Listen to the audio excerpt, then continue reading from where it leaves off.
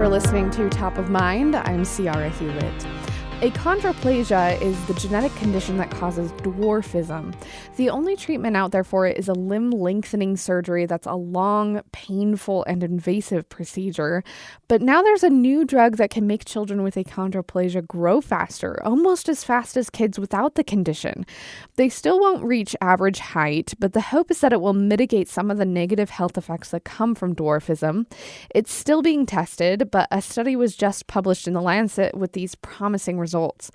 Sounds like it would be a good thing, but a lot of people with dwarfism find the treatment offensive. To help us navigate the two sides of this is Erin Pritchard. She's a lecturer in disability and education at Liverpool Hope University in the UK and a person with dwarfism herself. She joins me on the line now. Welcome. Hi, thank you. What was your first reaction when you heard about this new growth drug? I felt that there's pros and cons to it, but my first reaction was this is being administered to children, and that makes sense because that's how the medication works. But my problem there is 80% of people with dwarfism are born to average-sized parents, and they will have their own views about dwarfism that were probably constructed before they have had children, and I believe those are still going to play a big part. We see disability as a tragedy. We really revere height in society. The taller you are, the better. And so it's bringing in those, negative assumptions about dwarfism that will influence parents to make their child have it. Whereas actually, this should be down to the child. I myself, when I was a kid, my average-sized parents gave me the option of lengthening. I said no. How old were you at the time when they gave you that option for limb lengthening? I was no older than 7. Okay. And why did you decide not to do it? Well, because one, it was a bit painful. Didn't know the side effects, and because at that time I was fine having dwarfism. I was accepted by my friends. I was accepted by my family. I just didn't see the need to get it done. Yeah, it does sound like it would be a really painful procedure to have your limbs lengthened. So you said that part of this is that the parent is the one who's deciding this, who's usually of average height. Are you worried that in some ways that this drug is going to create just more feelings that, like you said, that being taller is better? Yeah, definitely. That, we are telling children that, we always tell children, be yourself and be happy who you are. Yeah, that's not what we're telling them with this drug. We're saying there is something wrong with you. You need fixing. To be small is not acceptable. And it just reinforces that belief in society that, to be a dwarf, you're stigmatized, there's something wrong with you, and yet I really, when I, went into disability studies, and it wasn't until I did my PhD, because I was a geographer before that, I felt, actually, it's not me that's the problem. It's not my dwarfism. It's society. Well, I'd like to be able to walk down the street and not be photographed, not be stared at, not be laughed at. And that's a society problem, it's not mine. It's based on their attitudes. So why should I have to take a drug to alleviate that? Has there been any progress in the last, few decades or so with people accepting people with dwarfism more, or do you still feel like it's about the same as it has been? I reckon it's about the same. Representations still haven't changed. And also, we now have the tools to express that prejudice more. So social media, there's groups such as I Hate Midgets. People have camera phones now, so they can take those photos and upload them onto the internet and mock people with dwarfism quite openly. Do you feel any sense of pride in being a person with dwarfism?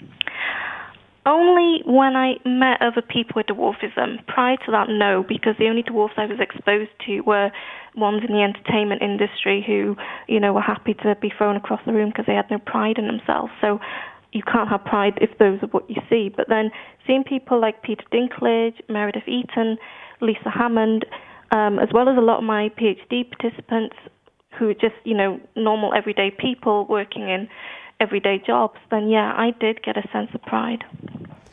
So if the concern here is that it will make it even worse, that there's something wrong with you that needs to be fixed, as you said, what's the other side of this, though?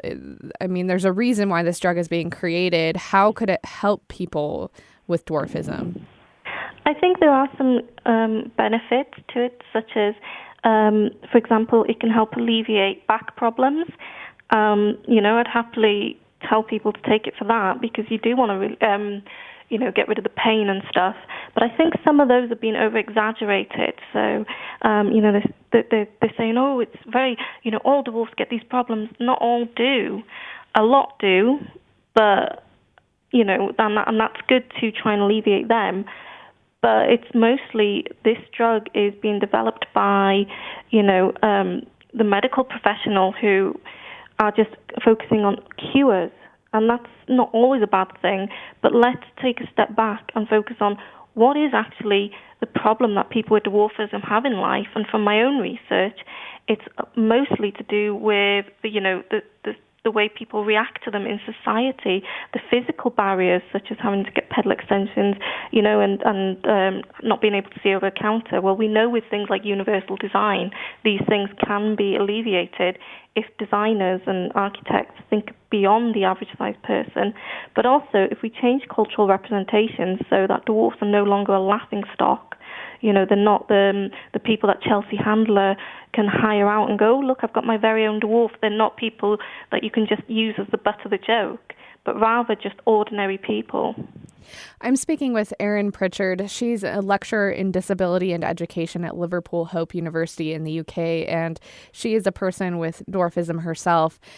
Erin, we'll talk a little bit more about some of those things that you just said about how we can change the way people view people with dwarfism. But first, these health effects, do you experience them? Do you experience any pain from having dwarfism?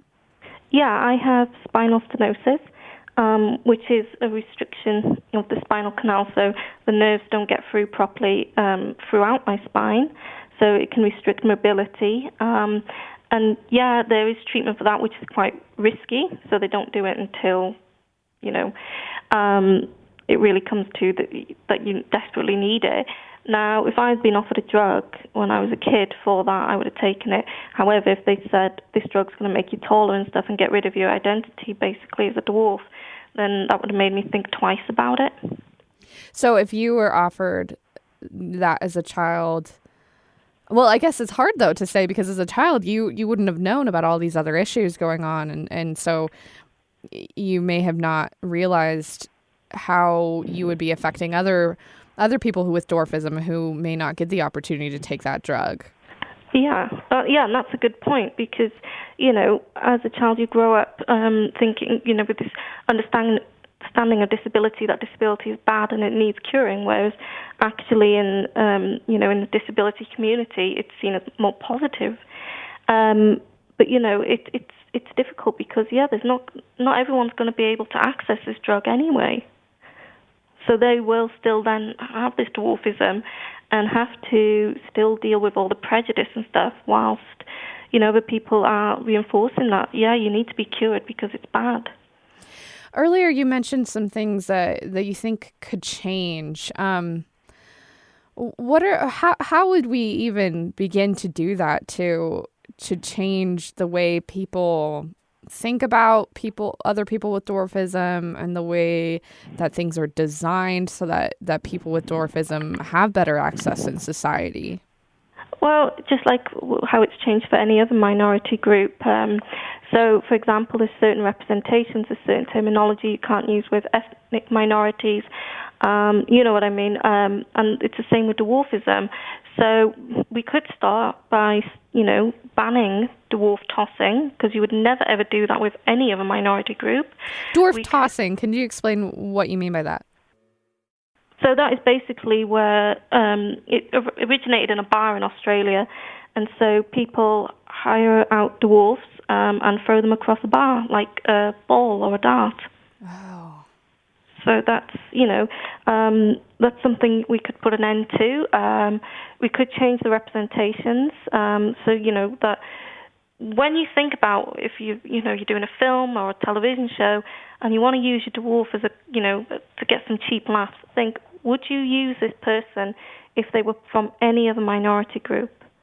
If this person was a wheelchair user, if this person was African American, would you have them be used like this? Would you throw them across the room? Would you treat them as a baby? Would you use a very derogatory word to describe them, like in the case of dwarfs, it's midget?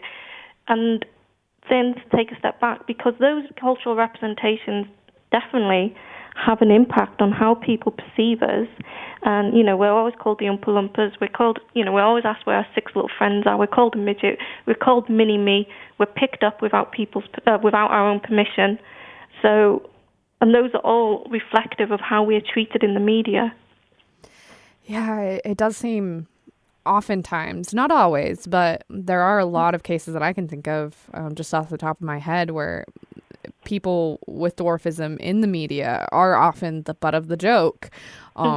They're usually kind of, the more to bring some comic relief to the movie and not necessarily just as a normal human.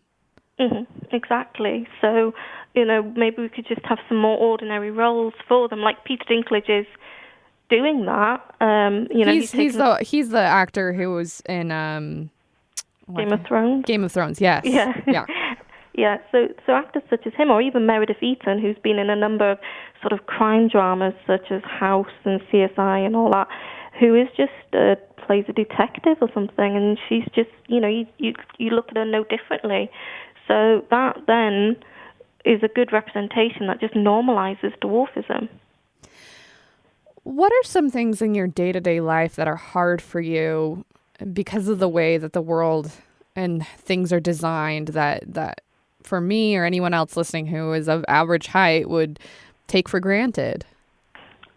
Something as simple as just posting a letter, using a letterbox, looking over a counter, but these are all things that can be lowered. So we've lowered counters for wheelchair users, that kind of thing. So we need to do more of that. But just, I suppose people would think grocery shopping, pushing a trolley around a supermarket, those kind of things. Everything is created that's at least a foot out of reach, if you know what I mean. So everything is difficult to reach, just getting on a chair.